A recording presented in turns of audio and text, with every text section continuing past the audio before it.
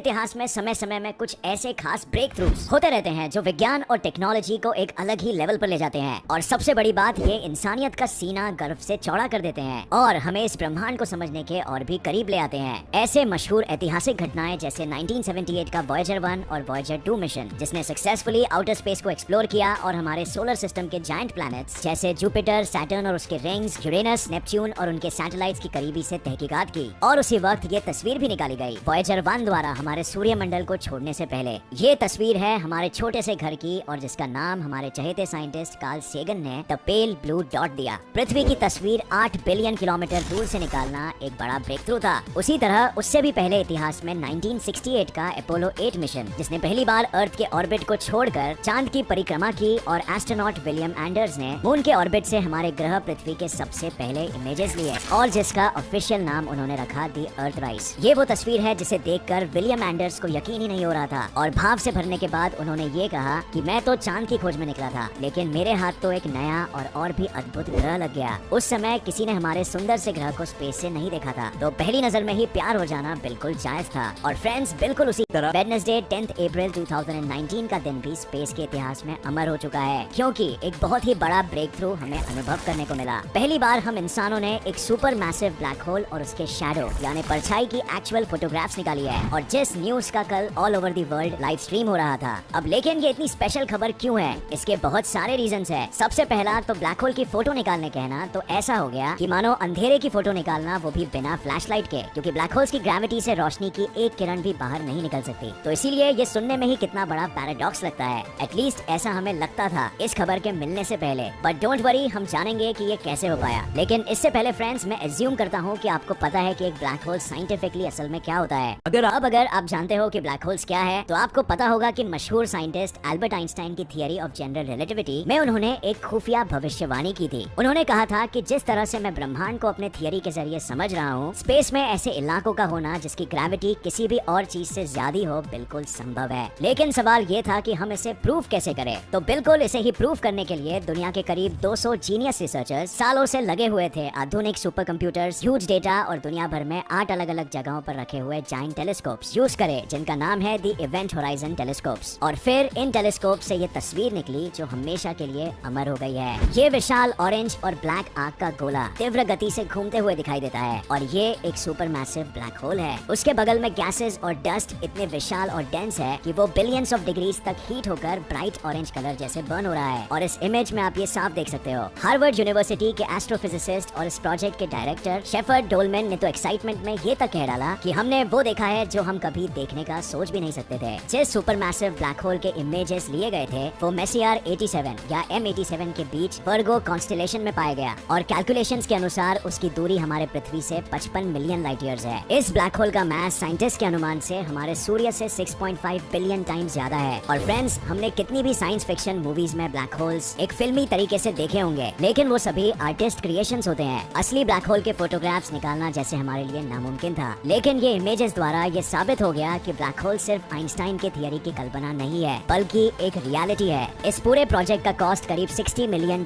था, जिसमें से $26 मिलियन यूरोप की नेशनल साइंस फाउंडेशन ने फंड किया। इस डिस्कवरी से आने वाले वक्त में हमारी पृथ्वी और हमारे ब्रह्मांड के बीच में कनेक्शंस पर और भी ज्यादा रिसर्चेस होगी। करंट इमेजेस जिस टेलीस्कोप से लिए गए थे उनकी वेवलेंथ 1 मिलीमीटर तक थी, और साइंटिस्ट का गोल है उसे 0.87 मिलीमीटर तक ले जाना, जो हमें 13% ज्यादा एक्यूरेट और क्लियर इमेजेस दे सकेगा। आइंस्टाइन से पहले ग्रेविटी, मैस, टाइम, स्पेस पर ज्यादा रिसर्चेस नहीं हुए थे, लेकिन फिर भी उन्होंने 100 सालों पहले ही ये भविष्यवाणी कर दी थी। उनके मोस्ट ऑफ दी भविष्यवाणियां सच हुए हैं, जैसे मर्क्यूरी के ऑर्बिट को लेकर, उनके ग्रेविटी थियरी की मदद से और स्पेशल रिलेटिविटी थियरी की मदद से कि समय हर किसी के लिए अलग अलग गति से चलता है, और ये सिर्फ एक भ्रम है कि समय सबके लिए एक है। और इसी के कारण आज जीपीएस और सैटेलाइट जैसी टेक्नोलॉजी भी हम यूज कर पा रहे हैं। अगर आज एल्बर्ट आइंस्टाइन होते तो उनके चेहरे पर एक लंबी मुस्कान जरूर होती।